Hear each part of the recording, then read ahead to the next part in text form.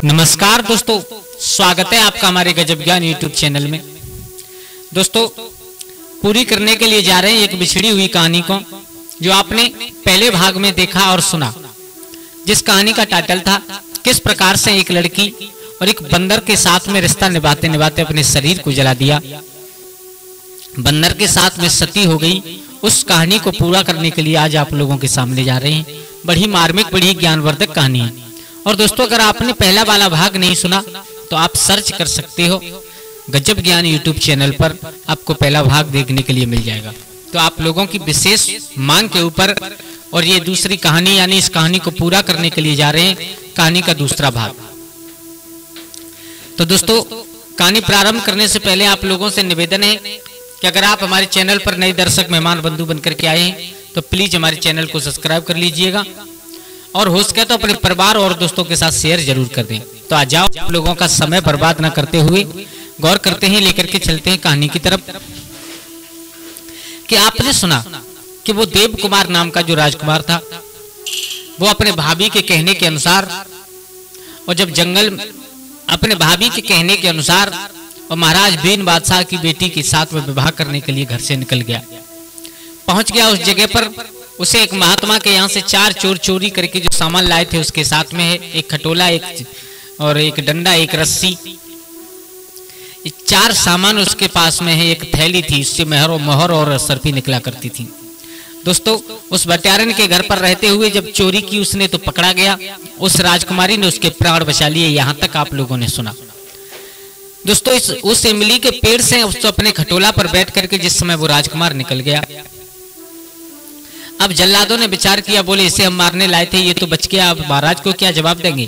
तो उन्होंने एक हिरन मारा, और हिरन मार करके और उसमें कुछ कपड़े भिगोए उसके खून में, उसकी आंखें निकाल करके महाराज बीन बादशाह के सामने पेश की। बोले महाराज, तुम्हारा चोर, तुम्हारी बेटी का चोर हमारे हाथों से मारा गया। महाराज बहुत खुश हुए, लेकिन महाराज को क्या मालूम कि वो बच करके निकल गया।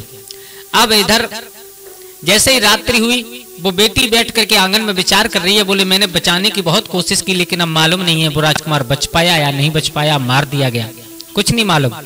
तो मेरे भैया, रात्रि के समय खटोला पर बैठ करके वो राजकुमार लौट करके आया है। कहाँ? महाराज बीन बादशाह की बेटी के भवन की छत पर जाकर के उतरा।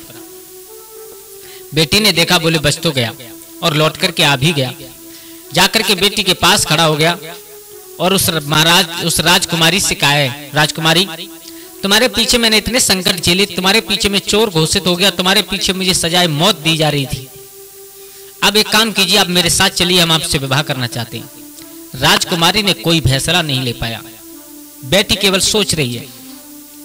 उसने फिर पुनः दोबारा कहा है, बोले राजकुमारी, आप हमारे साथ चलिए, हम आपसे विवाह करेंगे। तो राजकुमारी ने कुछ भी सोचने से पहले उठ करके और उसके खटोला पर बैठ गई। मेरे भैया, वो राजकुमार उस राजकुमारी को लेकर के खटोला पर बैठ करके निकल करके चला है। चलने लगा। चलते चलते चलते चलते एक जंगल के ऊपर से उड़ करके जा रहे थे। तभी संध्या का समय हुआ, रात्रि होने के लिए जा रही। तो उस राजकुमारी ने कहा राजकुमार से, देखो संध्या का समय होने के लिए जा रहा है, पूरे दिन सफर के मारे हारे थके हैं हम लोग, अगर नींद आ गई किसी को तो नीचे गिर करके जान से मर जाएंगे, इसलिए यहीं पर इस अपने वाहन को उतारिए और यहीं पर आराम करिए, सुबह चलेंगे। बोले ठीक है। मेरे भैया, उस खटोला को नीचे जंगल में उतारा गया। राजकुमार और राजकुमारी दोनों वहीं पर अपना चादरा बिछा करके लेट गए। तो राजकुमार इतना चतुर था, राजकुमार को मालूम था ये मुझे रात्रि में छोड़ करके जा सकती है। तो दोस्तों, उसने उस लड़की की जंघा पर अपना सर रखा है, और जंघा पर सर रख करके सोने की कोशिश कर रहा है। उसका हाथ का अंगूठा लेकर के अपने मुख में दबा लिया। बोले अगर जाएगी तो ये अंगूठा खींचेगी, मैं जाग जाऊंगा, फिर भी नहीं जागूंगा तो जब मेरे सर के नीचे से अपनी जंघा अपना पैर निकालेगी तो मैं जाग जाऊंगा। मेरे भैया, इतना इंतजाम करने के बाद वो राजकुमार जमीन पर लेट गया अपना चादरा बिछा करके। पूरा दिन हो गया था, चलते चलते हारा थका था, तुरंत सो गया। लेकिन उस राजकुमारी को नींद नहीं आई, क्योंकि वो एक लड़की कुछ अलग टाइप की थी। अब रात्रि में बैठ करके वो लड़की सोच रही है, राजकुमार सो रहा है। अब वो लड़की सोच रही है, मैंने ये किया तो किया क्या है? मैंने अपने माँ बाप को धोखा दिया। अरे माँ बाप की छोड़ो, मैंने अपने प्रेमी को धोखा दिया, और मैं इस एक अनजान इंसान के साथ में घर से निकल करके चली आई। अब क्या करूंगा मैं, क्या करूंगी मैं? मेरे भैया, इतना सोच विचार करने के बाद और उस राजकुमारी ने जो उसके पास में कटारी थी, उस कटारी का चाकू निकाल करके उसका बैंट उस राजकुमार के मुख में दे दिया, अंगूठा की जगह पर अपना अंगूठा खींच लिया और एक कोई कपड़ा लेकर के अपने उसका राजकुमार का सर अपनी जंघा की जगह, उस कपड़े को अपनी जंघा की जगह पर लगा दिया और वहां से निकल गई खटोला पर बैठ करके।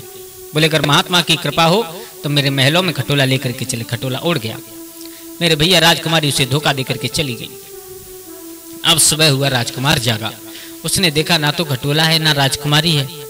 समझ गया, बोले वो बेवफा स्त्री मुझे छोड़ करके चली गई। मेरे भैया पागलों की तरह जंगल में घूमने लगा, दौड़ने लगा है महाराज बीर बादशाह के आंगन की तरफ। भागता चला जा रहा है, भागता चला जा रहा है, थक जाता है, आराम कर लेता है, फिर उठ करके भागने लगता है। सिवाय राजकुमारी के उसे कुछ नहीं दिखाई दे रहा है। मेरे भैया चलते चलते चलते चलते उसे एक संत मिले। संत ने कहा बेटा क्यों भाग रहे हो, मर जाओगे इतना भागोगे तो। बोले महाराज मेरा सब कुछ लुट गया। बोले क्या हो गया, सारा हाल बताया। तो उस संत ने और उस राजकुमार को एक घास दी है। घास दी है 2 प्रकार की और कहा है कि दोनों हाथों में पकड़ लीजिए इसे। इस एक घास को सूंघोगे तुम्हारा शरीर बंदर का हो जाएगा और दूसरे को सूंघोगे तुम पुनः इंसान हो जाओगे। मेरे भैया उसे लेकर के दौड़ने लगा। जब इंसान बनकर के दौड़ रहा था, थक गया तो बंदर वाली घास को सूंघा, बंदर बनकर के दौड़ने लगा। बंदर बनकर के थक गया तो इंसान वाली घास को सूंघा, इंसान बनकर के दौड़ने लगा। दौड़ता चला गया। कई दिन और रात्रि की मंजिल तय करने के बाद महाराज बीन बादशाह की बेटी के आंगन में पहुंच गया। मेरे भैया देखा तो बेटी चारपाई पर बैठी हुई थी। देख करके बहुत क्रोध आया। पहले तो उसे जा करके पीटा और पीटने के बाद जो बंदर बनने वाली घास थी उसे सुंघा करके एक बनरिया बना करके चारपाई पर बैठा करके वापस चला आया। भट्टारिन के घर में रुक गया। अब सुबह हुआ। सुबह होते ही महाराज बीन बादशाह को मालूम पड़ा। बोले हमारी बेटी के ऊपर कोई बीमारी है, वो बंदर बन गई। मेरे भैया जितने भी वैद्य थे, राज वैद्य थे, सबको बुलाया गया। आसपास के जितने वैद्य थे सबको बुलाया गया। बेटी का इलाज हो रहा है लेकिन कोई भी आराम नहीं मिला। मेरे भैया अब तो राजा ने नगर में ये खबर करवा दी कि जो कोई अगर मेरी बेटी को ठीक करेगा उसे आधा राज्य दे दूंगा और उसके साथ में अपनी राजकुमारी का विवाह भी कर दूंगा। मेरे भैया इसी इंतजार में वो बैठा हुआ था। गया, जाकर के उसने वहां पर भारी भीड़ लगी हुई थी, जाकर के कहा महाराज अगर आपकी आज्ञा हो जाए तो हम भी देख लें। बोले हाँ तुम भी देखो। हाथ पकड़ करके देखा जो राजकुमारी बनरिया बनी बैठी थी उसका, और हाथ पकड़ करके देखने के बाद कहा महाराज ठीक तो कर दूंगा लेकिन इसमें समय लगेगा 1 महीने का। महाराज ने कहा 1 महीना नहीं तुम 2 महीना ले लो, कोई दिक्कत नहीं है, लेकिन मेरी बेटी को ठीक कर दो, आधा राज्य तुम्हें देंगे और इस राजकुमारी का विवाह तुम्हारे साथ कर देंगे। बोले ठीक है महाराज। मेरे भैया रात्रि के समय जाता है, उससे लड़की बनाता है और लड़की बनाने के बाद उससे केवल एक ही बात कहता है, उससे पीटता है और पीटने के बाद कहता है कि तू मुझे धोखा दे करके क्यों आई। बार बार विनय करती है और सुबह होते ही जैसे ब्रह्म मुहूर्त होने को उसी समय उसको बंदर वाली घास को सुंघा करके बनरिया बना करके बिठा देता है। धीरे धीरे धीरे धीरे 1 महीने में 1 दिन कम रह गया। अब 29वें दिन जाकर के महाराज ने देखा। बोले थोड़ा बहुत आराम मिला या नहीं मिला। जाकर के देखा तो वो राजकुमारी बनरिया बनी हुई थी।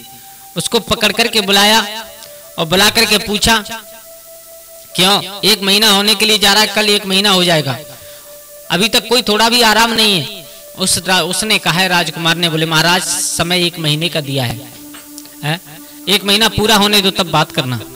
जिस समय जाकर के देखा लास्ट रात आई है तो उसने जाकर के उसे लड़की बनाया और लड़की बना करके बिठा करके आकर के और भट्टारिन के घर पर सो गया।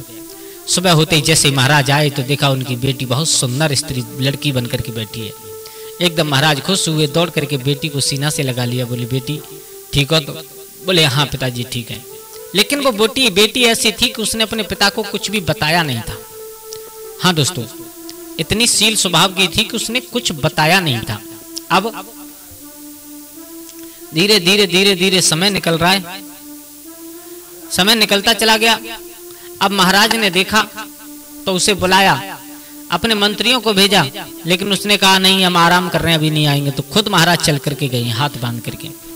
उसे आधा राज दिया। आधा राज देने के बाद उस राजकुमारी के साथ में उस राजकुमार का विवाह हुआ। दोस्तों कैसी लगी आप लोगों को हमारी ये कहानी? अगर अच्छी लगी हो तो हमारे चैनल को सब्सक्राइब करें, हो सके तो परिवार और दोस्तों के साथ शेयर जरूर करें। आप लोगों का बार बार धन्यवाद जो आप लोगों ने वीडियो को पूरा देखा। आज के लिए बस इतना ही।